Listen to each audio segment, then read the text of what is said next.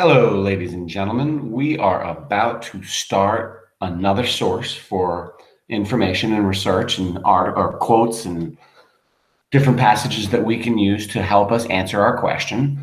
How does fear cause people to act negatively or do negative things to them, or how does it cause them to do stupid things? Now, the previous sources that we have used and read so far are, we read Edgar Allan Poe's The Pit and the Pendulum, and we definitely have some good examples of fear causing him not necessarily to act stupid. He actually acted kind of smart, which saved his life, but certainly how fear negatively affects him. So we have lots of examples from that. We can definitely choose one or two quotes from that to help us in our essay. For example, we might say there are many places that people act dumb. One can be in literature. A great example of this would be The Pit and the Pendulum by Edgar Allan Poe. Consider the following passage, and then you would give a quote and you would explain it. This quote clearly shows, and then you're done with that paragraph. So we have The Pit and the Pendulum. We also did House Taken Over, and we certainly have some quotes that we can use from that as well. Same thing. Another story which features people being affected negatively by fear would be House Taken Over.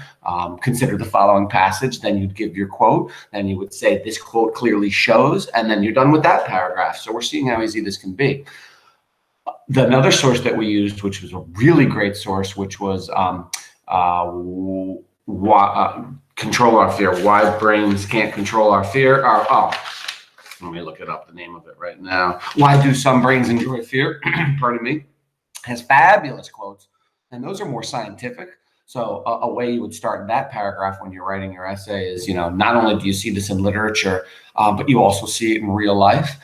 Scientists and researchers have been, doing research on this and have found scientific evidence to show that fear causes people to act negatively.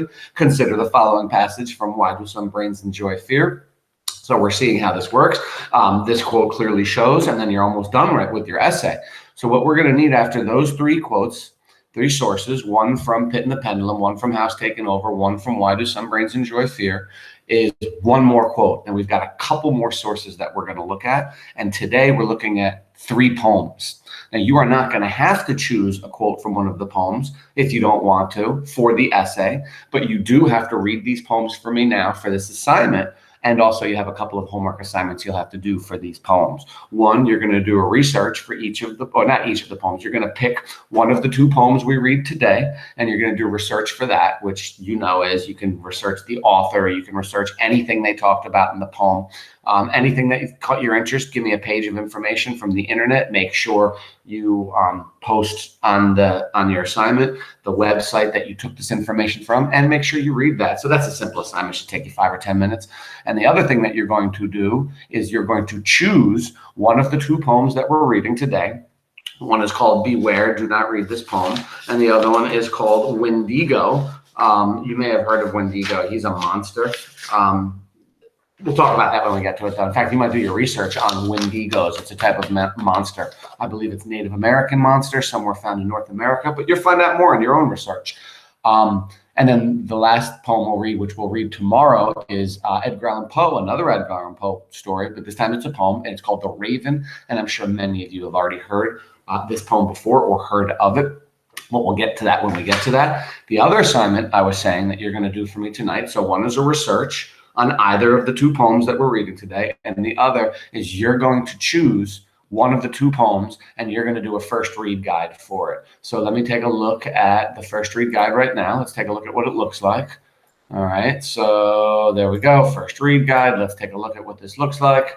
And it's very simple. There's the 4 boxes as always. You're going to put in here the name of the poem. So if you pick Windigo or if you pick Beware, Do Not Read This Poem, you'll put it right there. And then the top left box, you're going to answer right here. It actually has it all spelled out for you. You're going to give me 1 or 2 sentences on who or what is speaking in this poem, whether it's the author, whether it's a character, whether it's a monster, whether it's the mirror itself. You'll see when you read it. And then you're going to tell me whether or not this poem describes a single moment or a long story. So that should take you 1 or 2 seconds to do those two. The top right box, we already know how to do this. You're going to give me a quote. You're going to make sure it's cited correctly. It's going to be in quotation marks. And then, of course, the page number that you're taking this from, or just the title of the poem. It's up to you. We'll go in parentheses at the end with a period afterwards. Of course, so you'll do 2 of those. The bottom left is also very easy. You're going to give me a 1-paragraph minimum connection, connecting this poem to anything, either another story that you have read, another poem that you have read, a video game that you have played, a movie that you have seen, a television show that you've seen, heck, a dream that you have had. And if you want, of course, you can make up your connection. And lastly, you're going to do the respond, which is very simple. At the end of the poem, at the end of all the poems, you're going to see there's comprehension check questions. There's 2 for each poem. You're going to answer the 2 questions for the poem that you chose to do this on. Right here, you'll put those answers, and you'll give me a 1-paragraph summary minimum of the poem. Tell me what happens in 1 paragraph as a summary. So that's what you're going to do for me tonight. So make sure you understand that. You will do 1 research for the poem that you choose of the 2, and you will do this first read guide poetry form for the 1 poem that you choose. So I guess the most important thing to do right now is to read the poems. So let's go back and let's take a look at this. Now, when it comes to poetry, I'm going to tell you right now, it's not my favorite thing to read or my favorite sources, mostly because they can be so vague. I don't know what this author was trying to say. That is okay. You are going to tell me what you think it means. And if you come up with great ideas, fantastic.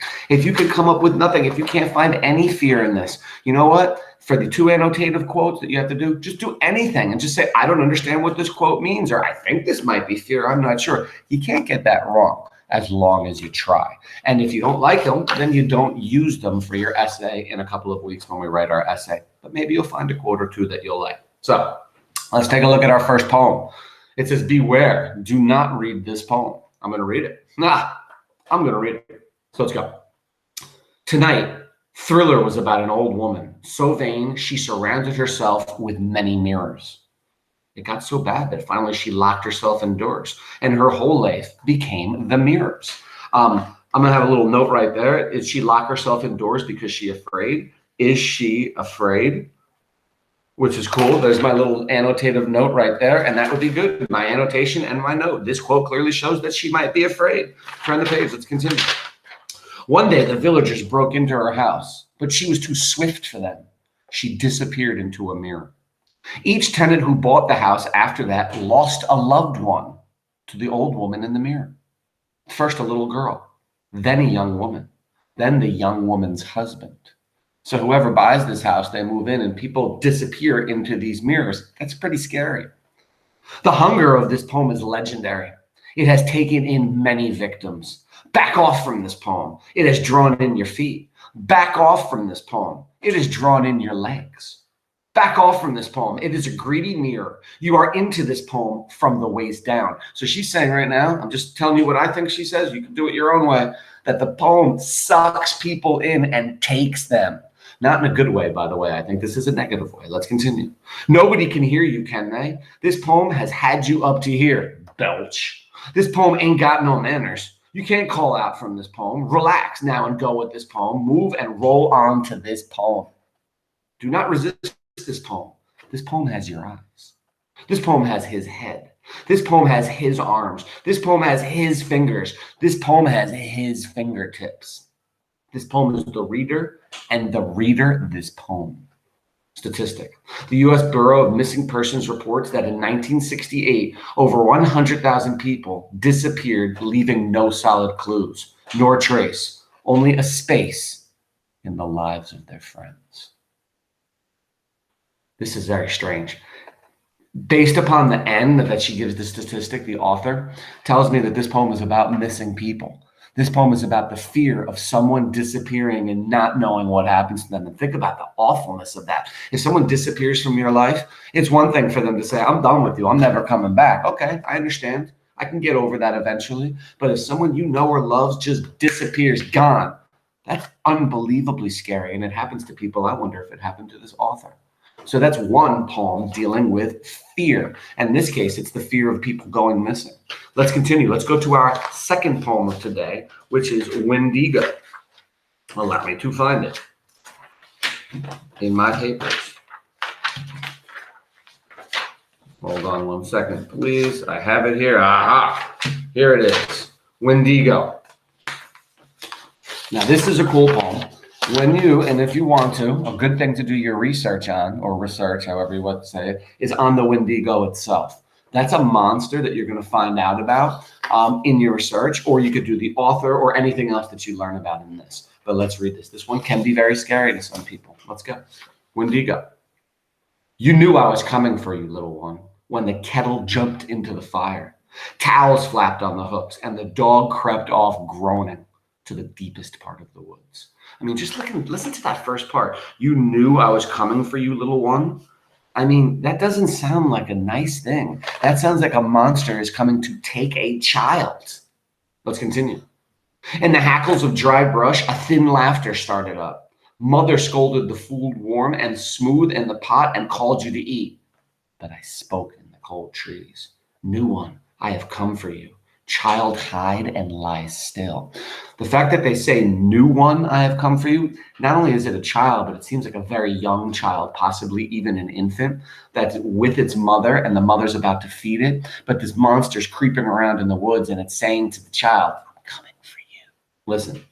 The sumac pushed sour red cones through the air. Copper burned in the raw wood. You saw me drag towards you. The fact that I'm gonna underline and hide this. Drag toward you. Why is it dragging itself? Is it hurt? Is it some kind of weird monster with like 7 legs or something? Why is it dragging? That's kind of scary. Let's continue. Oh, touch me, I murmured, and licked the soles of your feet. You dug your hands into my pale, melting fur. I stole you off. A huge thing in my bristling armor. He says, I stole you off, which means I kidnapped you.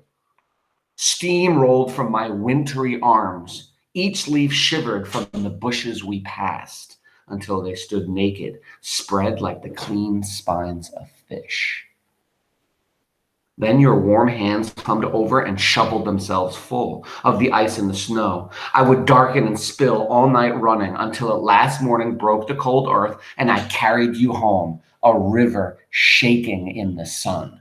Now, at the end of that, he says, I carried you back to my lair, to my home, and I carried you home, a river shaking in the sun. Why is this infant shaking? Is it cold? Is it terrified? Is it both? I don't know. Is this monster coming to take this thing back to eat it? Is it coming back to raise it as its own?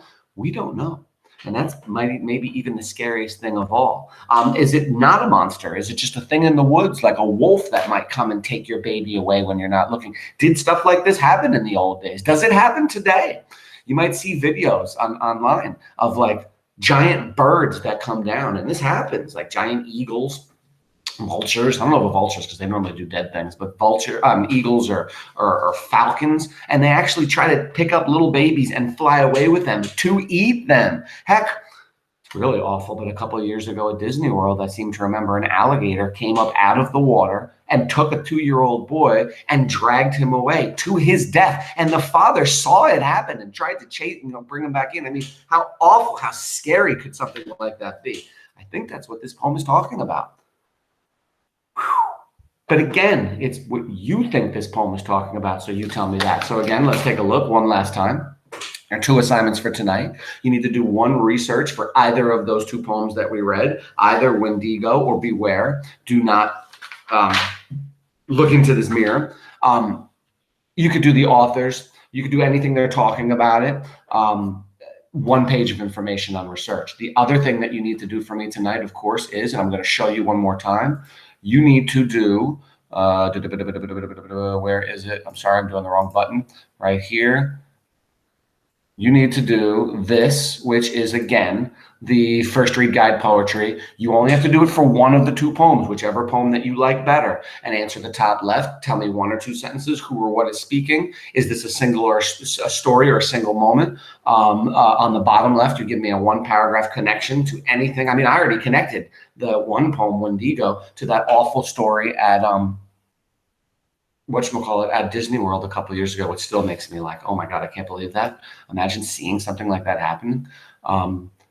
Then in the top right, you're going to give me 2 quotes dealing with fear. So I'll give it, and then this quote clearly shows, blam, you know how to do that. Make sure you're citing them correctly. And of course, on the bottom right, you're going to answer the questions. I'm going to tell you right now, those questions for this poem, or all of these poems, allow me to find it right now, are on page number, I'm sorry, I should have had this correct already, but all the questions are on, where are they? Pardon me. I have the pages ripped out of my book. There we go. The pages are on, the questions are on page 109. There's 2 for Beware, Do Not Read This Poem. There's 2 for the Raven. There's 2 for Windigo. So whichever one you've chosen, if you have chosen Beware, Do Not Read This Poem or Windigo, you answer just those 2 questions.